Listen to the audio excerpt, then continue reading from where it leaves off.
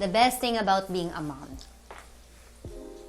Feeling ko kasi ngayon may opportunity ka na gawin kung anong natutunan mo doon sa na-experience ko bilang anak.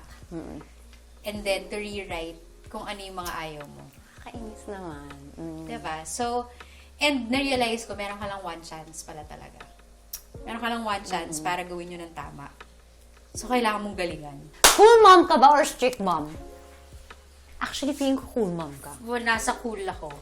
Mas si Greg yung Feeling ko opposite ka. nagdi-discipline. Stricta kang tao, tapang kang tao, babae. Pero as a mom, malambot ka. Oo.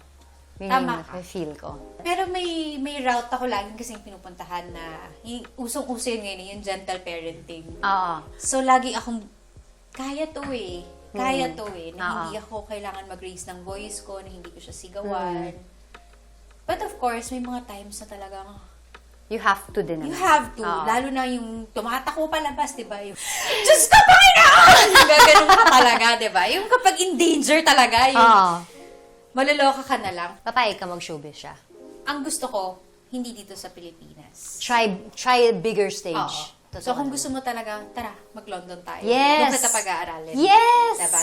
Doon ka mag-explore. Ay, Ayaw ang kitang sarap. makita sa Bulgar bukas Oo. dahil may ganito kang ginawa kagabi. Oo. Ganon. Kung man babalita ka, British tayo. Yes, British news. Yes, British news So, tayo. mas social. Oo.